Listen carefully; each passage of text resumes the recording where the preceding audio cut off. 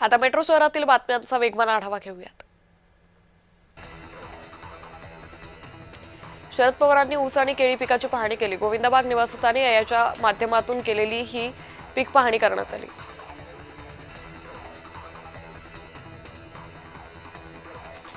महिला प्रवासी आणि तिकीट तपासणी यांच्यामधील वादाचा व्हिडिओ व्हायरल होतोय। तपासणी दरम्यान महिलांनी टीसीला शिवीगाळ केल्याचा आरोप करण्यात आलाय।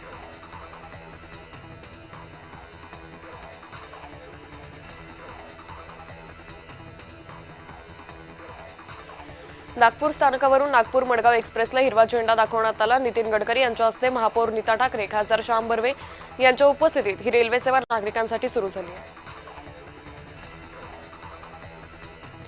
सोन्याचे दर 500 रुपयांनी घसरले। चांदीचे दर जवळपास 6000 रुपयांनी घसरले। सोन्याचे दर जीएसटीसह 1,62,740 रुपये तर चांदीचे दर जीएसटीसह 2,77,000 गेले। मुळशी तालुक्यात भरधाव कारनं रिक्षाला समोरून धडक दिली आहे। भीषण अपघातात रिक्षा चालक विकास पारखे यांचा मृत्यू झालाय। कल्याणमध्ये चोरीच्या एका धक्कादायक प्रकरणाचा महात्मा फुले पोलिसांनी पर्दाफाश केला। या प्रकरणात वडीलच आपल्या मुलांना चोरीचे धडे देत असल्याची माहिती समोर आली। भिवंडी महानगरपालिकेच्या मान्सूनपूर्व नालेसफाईला 2 दिवस आधी प्रत्यक्षपणे सुरुवात झाली।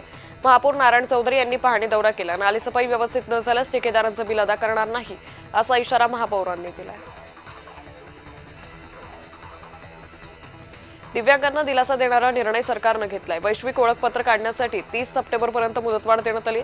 दिव्यांग कल्याण मंत्री अतुल सावे यांनी हा निर्णय घेतलाय।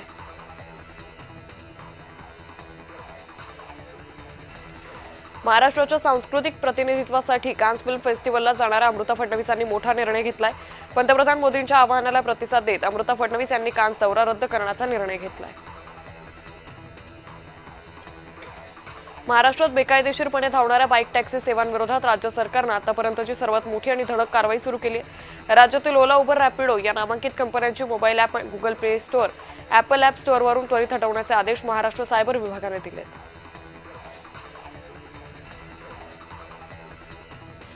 नवी मुंबईतील एपीएमसी मसाला मार्केटमधील दुकानाला आग लागली। आगीचं कारण अद्याप अस्पष्ट आहे। आगीत दुकानातील माल जळून खाक झालाय।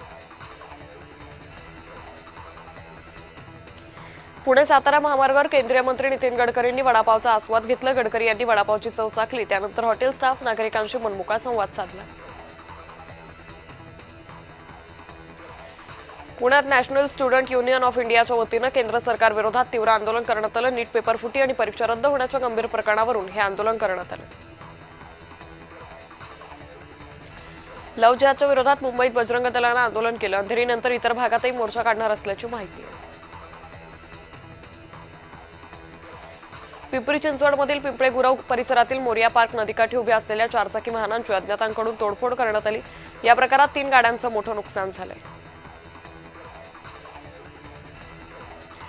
नवी मुंबईतील नेरुळमध्ये फ्लेमिंगो पक्ष्यांचं आगमन झालंय। एनआरआय कॉम्प्लेक्स मागील खाडी परिसरात फ्लेमिंगो पक्ष्यांचं आगमन झाल्याचं हे मनमोहक दृश्य पाहायला मिळतंय।